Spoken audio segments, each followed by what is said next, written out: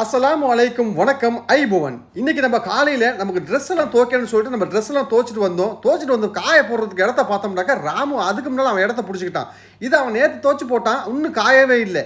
என்னடா பண்ணுறதுன்னு சொல்லி நான் பார்த்தேன். சரி வரான்னு சொல்லிட்டு அவனோட துணியெல்லாம் கொஞ்சம் ஒதுக்கி விட்டுட்டு என் துணி எனக்கு எல்லாத்தையும் போட்டு நான் காய போட்டேன். ஏன்னு கேட்டாக்கா நான் ரொம்ப நாளாக துணி துவைக்கல. நோம்பு 15லேருந்து துணி துவைக்கவே இல்லை. இப்போ தான் எல்லாத்தையும் போட்டு துவைச்சேன். என்னோட வாஷிங் மிஷின் வேற உடஞ்சி போச்சு. எல்லாத்தையும் கையிலேயே போட்டு துவைச்சேன். எனக்கு சரியான இடுப்பு வலி வந்துருச்சு. நமக்கு இது துவைக்கிறதுக்கு இப்படி இடுப்பு வலி வந்துருச்சு. ஊரில் நம்ம பொம்பளைங்கெல்லாம் இப்படி துவைச்சு கொடுப்பாங்களே டெய்லி, பாவம் அவங்களும் என்ன பாடுபடுவாங்கன்னு அப்போ தான் நினச்சேன். நம்ம வீட்டு மணிமேகலை வந்து கோயா பிரேக்ஃபாஸ்ட் வேணுமா, இது நேற்று நம்ம மாமா மத்தாமலேருந்து ஆர்டர் பண்ணது பாக்கி இருக்குது பேலன்ஸ்னு சொன்னிச்சு. என்னன்னு கேட்டேன். ஜாத்தரி ஜீபனு சம்மூன் அப்படி இப்படின்னு சொல்லிச்சு. ஆஹா எல்லாம் வந்து சப்பாத்தியில் போட்டு பரட்டி வச்ச மாதிரிலாம் இருக்குது. ஓகே எல்லாத்தையும் சூடு பண்ணு அப்படின்னு சொல்லிட்டு நேராக ஓவனில் சூடு பண்ணிட்டு நேராக துவானியை கொண்டு போயிட்டேன். துவானியை கொண்டு போயிச்சு நானும் ராமும் பிரேக்ஃபாஸ்ட்டை முடித்தோம். ராமுக்கு அம்பர்கர், நேற்று அம்பர்கர் பாக்கி பேலன்ஸ் இருந்துச்சு, அதை அவனுக்கு கொடுத்துட்டேன். இந்த நீ சாப்பிடுண்டு அவன் சாப்பிட்டுட்டு தேங்க்யூ அண்ணான்னு சொன்னான். ஒரு வழியை நம்ம கிச்சன் வழியை போகிறப்ப ஒரே கிச்சனில் மீன் வாசம். என்னடான்னு பார்த்தா உள்ளுக்குள்ளே பார்த்தா இன்றைக்கி மத்தியானம் லஞ்சுக்கு காக்கா மீனை பொறிச்சிக்கிட்டு இருந்தார். ஆஹா இன்னைக்கு பட்டைய கலப்பேரில் நம்ம லஞ்சுக்குன்னு சொல்லி பார்த்தோம். மண்டையெல்லாம் பொறிச்சு சும்மா பக்காவாக வச்சுக்கிட்டு இருந்தார். செம்ம சூப்பராக இருந்துச்சு வாசம். அந்த மாதிரி இங்கே சட்டியில் வெங்காயத்தை போட்டு அப்படி கிரிச்சிட்டு இருந்தார். நம்ம என்ன பண்ணோம், நம்மளோட சைக்கிள் இருக்குது. இந்த சைக்கிள் வந்து நான் எப்போ இந்த சைக்கிளிங் போகிறது காலையில், நான் வந்து நோம்புக்கு முன்னால் ஒரு 2 மாதமாச்சு இந்த சைக்கிளிங் நான் ஓட்டவே இல்லை. இது நம்ம பாசு பையனோட சைக்கிள். இது வந்து நமக்கு கொடுத்துட்டாப்புல. இது நான் சும்மா ஒரு 4 வருஷமாக நம்மள்ட்ட தான் இருக்குது. நம்ம சைக்கிளிங் அடிக்கடி பண்ணுறது. இப்போ ஒரு 2 மாதமாக நான் சைக்கிளிங் பண்ணவே இல்லை. நோம்பு 1 மாதம், அதுக்கு முன்னால் 1 மாதம்.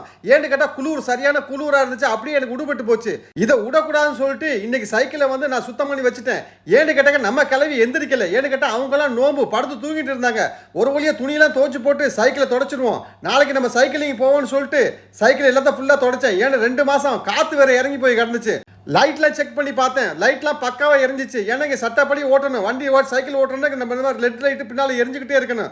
ஒரு வழியை நம்ம பம்பை எடுத்துகிட்டு வந்து நம்ம வண்டிக்கு காற்றடிச்சோம். எப்போ பார்த்தாலும் வேலை நம்ம உடம்ப பார்க்காம இருந்தால் சரி வராதுன்னு சொல்லிட்டு நாளைக்கு கட்டாயம் நம்ம சைக்கிளிங் ஓட்டுறோம்னான்னு சொல்லிட்டு ஒரு முடிவோடு எடுத்துட்டேன். அதுக்கப்புறம் நம்ம மணி மேலே ஒரு 12-12:30 மத்தியானம் போல் கோயா இங்கே வான்னு சொல்லி கூப்பிட்டு இந்த கேக்கெல்லாம் நிறையா இருக்குது ஃப்ரிட்ஜில், இது என்ன பண்ணுற மாமாவோட சொந்தக்காரங்க வீட்டில் கொண்டே கொடுத்துட்டு வந்துட்டு சொல்லிச்சு. நான் கிட்ட மாமா சொன்னிச்சான்னு சொல்லி மாமாவோட நான் சொல்லிக்கிறேன் எல்லாத்தையும் தூக்கிட்டு போ அப்படின்னு சொல்லிடுச்சு.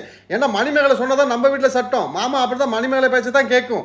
ஒரு வழியா அந்த கேக்கை தூக்கிக்கிட்டு நாம என்ன பண்ணோம், அப்படியே அந்த சொந்தக்காரங்க வீட்டுக்கு போனோம். காற்று வேற அடிக்குது. இன்னைக்கு என்னன்னு தெரியல, மழை வர போதா என்னன்னு தெரியல. நம்ம ராமு புல்லை வெட்டிக்கிட்டு உட்காந்துருந்தான். இன்னைக்கு ஒரு வழியா அந்த வீட்டில் கொண்டு வண்டியை நிப்பாட்டிட்டு பார்க்கிங்ல நம்ம என்ன பண்ணோம், அந்த வீட்டுக்கு எடுத்துகிட்டு போயிட்டோம். அந்த வீட்டில் கொண்டு கொடுத்தோன்னா அந்த வீட்டுக்கு கிளம்பி கொஞ்சம் பொறு, உங்கள் வீட்டுக்கு ஜாமா இருக்குன்னு சொன்னிச்சு. என்ன ஜாமான்னு பார்த்தாங்க, இது ஹரிஸ். அந்த வீட்டில் கிண்டி இருந்தாங்க போல இருக்கு. அதை தூக்கி நம்ம தலையில் கட்டி விட்டுருச்சு. நம்ம எடுத்துக்கிட்டு நேராக நம்ம வீட்டுக்கு வந்துட்டோம். அதை கொண்டா கையெல்லாம் சூடு வேற கொண்டா இறக்கிட்டு நம்ம சாப்பிட்டுட்டு ரெஸ்ட் எடுத்துட்டு சாயந்தரம் 4 மணிக்கு பார்த்து கிச்சனுக்கு வந்தாக்கா காக்கா செம்மையாக போட்டுக்கிட்டு இருந்தார்.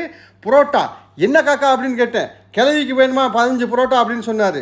ஆஹா என்னது காக்கா வீசுன்னு வீசினார். காக்காவோட புரோட்டாக்கு இந்த நம்ம குடும்பமே அடிமை. ஏன்னாக்கா அந்த மாதிரி போட்டிருப்பாரு, சும்மா பொசுன்னு அப்படியே இருக்கும். ஏன்னான்னு பார்த்து நம்ம மணிமேகலை திருப்பி 5 தினார் காசை கொடுத்து கோயா ஜெமியாவில் போயிட்டு ஜீவன் கிராஃப்ட், அதாவது சீஸ் கிராஃப்ட் வாங்கிட்டு வான்னு சொன்னிச்சு. போகிற வழியில் ராம பார்த்தேன் ஹதிக்கையில் உட்காந்து, அதாவது கார்டனில் உட்காந்து எல்லாத்தையும் களை பிடிக்கிட்டு இருந்தார். பூவெல்லாம் சேர்த்து பிடிங்கிறாத அப்படின்னு. ஒரு வழியை நம்ம ஜெமியாவில் ரீச் ஆகிட்டோம். அங்கே உள்ள சீஸ் இருக்கிற இடத்துக்கு போயிட்டு இதை பார்த்தோம்னா இதுதான் ஜீவன் கிராஃப்ட், 2 பாட்டில் வாங்கிட்டு வான்னு சொன்னிச்சு மணிமேகலை.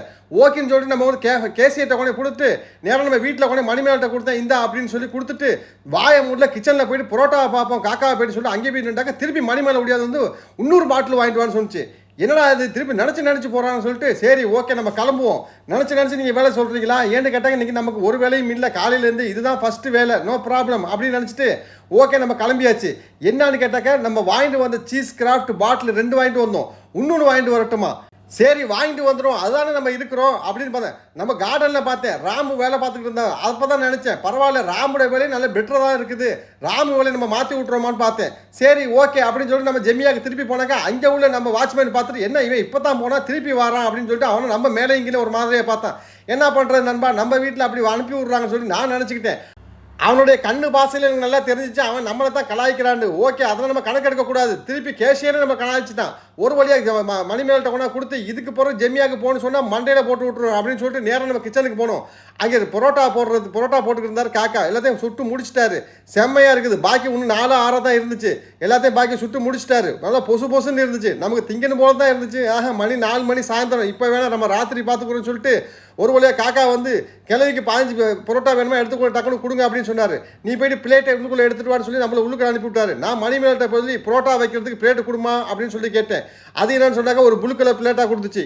இதை கொண்டு சமய காட்ட கொடு அப்படின்னு சொல்லிச்சு. இதை கொண்டு காக்காட்ட கொடுத்து காக்கா இதில் வைக்கட்டுமா ஒரு 15 பரோட்டாவை அப்படின்னு சொன்னேன். இது யாருக்குன்னு தெரியல, எனக்கு கடைசி வரையும் தெரியல இது யாருக்குன்னு. ஒரு வழியாக 15 பரோட்டா அடிக்க கொடுத்துட்டாரு காக்கா. பாக்கி 3 பரோட்டா 4 பரோட்டா இருந்துச்சு. ராமுக்கு வேறு பரோட்டா வேணுமா கேட்டால் அவனுக்கு பரோட்டாண்டா உசுறு. அவனுக்கு ஒரு 3 பரோட்டா வச்சுட்டாரு. காக்கா அடின்னு அடிச்சு சும்மா பூ மாதிரி கையில் தூக்கி கொடுத்துட்டாரு. அதை எடுத்துக்கு நம்ம யாருக்குன்னு பார்த்தாக்கா கடைசியில் கிளவியோட மவனுக்கு. இந்த மாதிரி கிளவி மோனுக்கு நம்ம பரோட்டாண்டா அவருக்கு ஆசை. கிளவி மோனுக்கா அப்படின்னு நினச்சிட்டு கிளவி மோவன் எங்கே இருக்கான்னு பார்த்தாக்கா நம்ம வெஸ்ட் மிஸ்ரிஃப், அதாவது வெஸ்ட் மிஸ்ரிஃப் ஜெனுவ் மிஸ்ரிஃப்னு சொல்லுவாங்க. மழை வேற ஒரு மாதிரி மப்பாக்கிட்டு தான் இருந்துச்சு. சரி சீக்கிரம் போயிட்டு வரணும்னு சொல்லிட்டு நம்ம வண்டியில் தூக்கி போட்டு பரோட்டாவையும் அதுக்கப்புறம் இன்னும் எக்ஸ்ட்ரா ஜாமான்லாம் கொடுத்தாங்க. இதே கொண்டு வீட்டில் கொடுந்து ஒரு வழியாக நம்ம வெஸ்ட் மிஸ்ரிஃப்க்கு நம்ம ரிச் ஆகிட்டோம். இந்த வழியாக தான் நம்ம கிளம்ப மாவட்ட வீட்டுக்கு நம்ம கிட்ட தான் போகணும். இப்போ நீங்கள் பார்க்குற பில்டிங் வந்து ஜாபர் ஹாஸ்பிட்டல். இது வந்து குவைத்தில் இது ஒரு நல்ல பெரிய ஹாஸ்பிட்டல் தான். அப்படி அந்த வீட்டுக்கு நம்ம வந்து பல கிழவனோட மாவன் வீட்டுக்கு நம்ம ரிச் ஆகிட்டோம். ஒரு மாதிரி ரோடெல்லாம் ஒரே மயான அமைதியாக கிடந்துச்சு. என்னென்னு கேட்டாக்க சங்கு சத்தம் 2-3 நாளாக இல்லை. ஓகேன்னு சொல்லி அந்த வீட்டில் போய் நம்ம பில் அடிச்சுட்டு வாமா வெளியே வாமா மணி மேலே கூப்பிட்டோம். அது வாங்கிடுச்சு. ஒரு வீட்டில் அந்த வீட்டில் கொடுத்துட்டு நம்ம வீட்டுக்கு வந்து பார்த்தாக்க நம்ம வீட்டுக்காரவி நோம்பு வச்சுருந்துச்சு. நோம்பு திறக்கிறதுக்கு சாப்பாடு சம்பூசாலும் நம்ம வீட்டு மணி மேலே பொறிச்சிக்கிட்டு இருந்தாங்க. காக்கா கூட காக்கா சாப்பாடுலாம் ரெடி பண்ணிக்கிட்டு இருந்தாரு.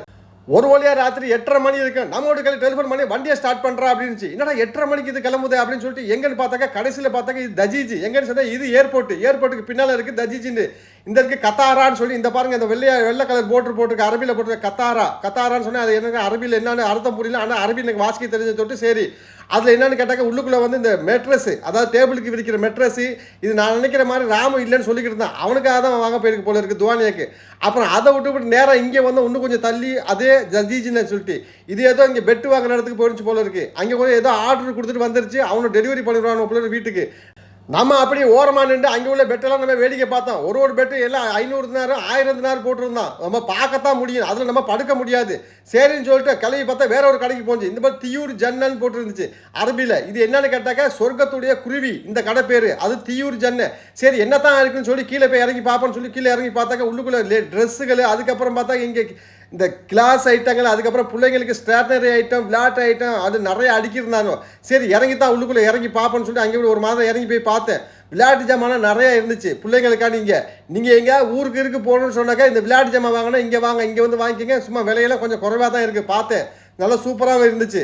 அதுக்கப்புறம் பார்த்தா நம்ம பசங்களுக்கு பாய்ஸ்லேருந்து கேர்ள்ஸ்லேருந்து எல்லாத்துக்குமே விளையாட்டு ஜாமான் இந்த துப்பாக்கிலாம் சும்மா ஒரிஜினல் துப்பாக்கி மாதிரி இருந்துச்சு. சரி அதை விட்டுப்பட்டு நேராக கிளவி சொன்னிச்சு லூலு ஹைப்பர் மார்க்கெட்டுக்கு போ அப்படின்னு சொல்லி. இது எங்கே இருக்குனாக்கா 4th ரிங்கோட ஒட்டி இருக்குது. சரி என்னத்துக்கு லூலு ஹைப்பர் மார்க்கெட் போய் எனக்கு தெரியல. வண்டியை நிப்பாட்டிட்டு உள்ளுக்குள்ளே வான்னு சொன்னிச்சு. ஆஹா ஏதோ ஜாமான் வாங்க போகுதுன்னு பார்த்து உள்ளுக்குள்ளே போனாக்கா கூட்டம் அவ்வளோதுக்கும் இல்லை. ஏன்னு கேட்டாக்க சங்கு சத்தத்தினால பயங்கள்லாம் மக்கள் வந்து அவ்வளோதுக்கு இல்லை. முன்னாட்டாக்க ஒரே கோன்னு கிடக்கும் லூலு ஹைப்பர் மார்க்கெட்டு. நம்ம சைலண்டாக தான் இருந்துச்சு. சரின்னு சொல்லிட்டு நம்ம மேலே ஏறி போனோம். எந்த செக்ஷனுக்கு மேலே வான்னு சொன்னிச்சு. மேலே போய் பார்த்தாக்கா இங்கெல்லாம் ட்ரெஸ் விற்கிற இடங்கள் எல்லாம் பேண்ட்டு சட்டை எல்லாம் விற்கிறாங்க. பார்த்தாக்க விலையில யானை விலை குதிரை விலை. நம்ம வீட்டு கிளையை சொல்லிச்சு கிளம்புன்னு சொல்லிச்சு. நான் நினச்சேன் யாருக்கு தான் வாங்க போகுதுன்னு தெரியல, நமக்கு தான் வாங்க போதும் அப்படின்னு நினச்சிக்கிட்டு பார்த்தாக்க கடைசியில் வந்து முருகாபுல விடுன்னு சொன்னிச்சு. இந்த பாருங்க முருகாபு டவர். இதுக்கு பக்கத்தில் வந்து சூக்கு வத்தனியான்னு ஒன்று இருக்கும். இந்த வத்தனியா பில்டிங் போகணும்னு சொன்னிச்சு. என்னடா சொல்லி இங்கே போய் பார்த்தா இந்த கடைக்கு போகணும்னு சொல்லிச்சு. எப்படி தான் இதுக்கெல்லாம் தெரியும் தெரியல. ஓகேன்னு சொல்லி அந்த கடையில் போய் பூந்துச்சு. நம்ம வெளியே நின்று பார்த்துக்கிட்டு இருந்தோம். கடைசியில் பார்த்தாக்கா அப்போ தான் சொல்லுது வஃப்ராக்கு அது வேலைக்கு ஒரு ஆள் இந்தியாவில் வந்திருக்காப்புல போல இருக்கு. அந்த பையனுக்கு ட்ரெஸ் இல்லையா, அதை வாங்கணும்னு சொல்லிட்டு கடையெல்லாம் தேடி சும்மா கம்மியான ரேட்டுக்கு வாங்கணும் அலைஞ்சிக்கிட்டு இருந்துச்சு. ஒரு வழியை நம்ம வாங்கியாச்சு. அப்பாடி வீட்டுக்கு வந்து சேர்ந்தாச்சு. ஓகே நண்பா இன்னைக்கு வேலையெல்லாம் முடிஞ்சிருச்சு. நாளைக்கு நம்ம வந்து சைக்கிளிங் போகணும். Okay good night bye bye tata வரட்டா.